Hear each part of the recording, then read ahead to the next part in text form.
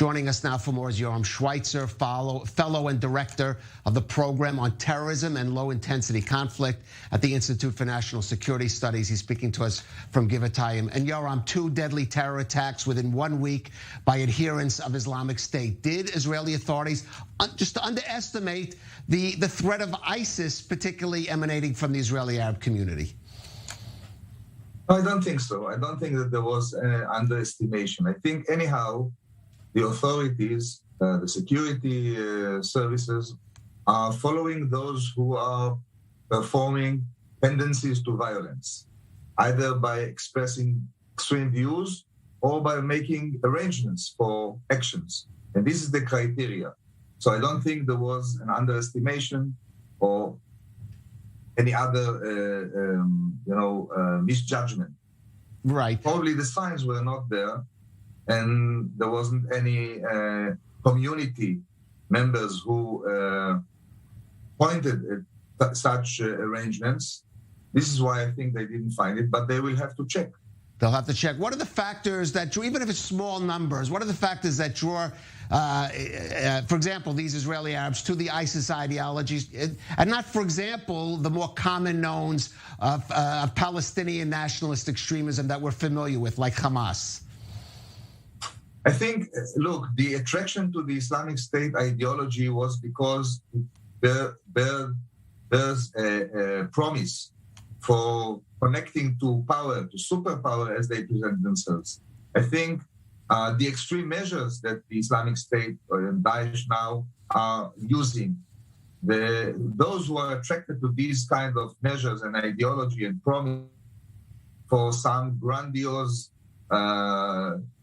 Islamic superpower tended to join them, but I think the frustration is quite obvious because they didn't fulfill what they promised.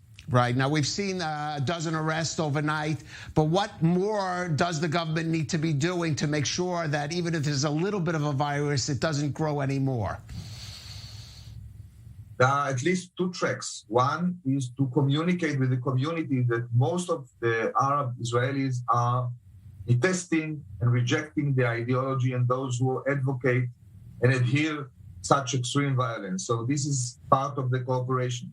And the second one is by the Arabs themselves to offer an alternative view, an alternative path to those youngsters that should not be attracted to such violent means.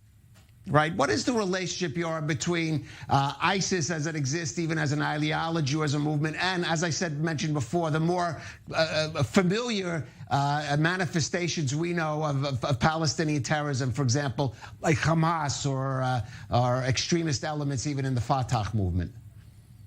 There is a vehement contempt and detest and resentment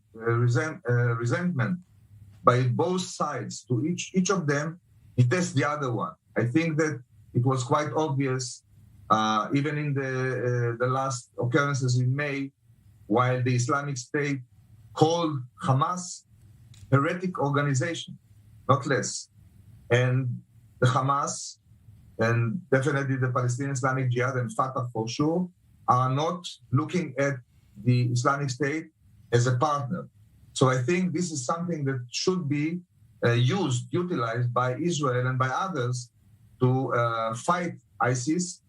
You should also know that in jail, it was published lately, in jail, the authorities let ISIS people stay within the cells of Hamas and Fatah and Pidge, and they were beaten and they were put into order, and they just curtailed them. Yoram, we'll have to leave it there. Something that should be taken into consideration. All right, we'll have to leave it there. Yoram Schweitzer, thanks for joining us. Thank you.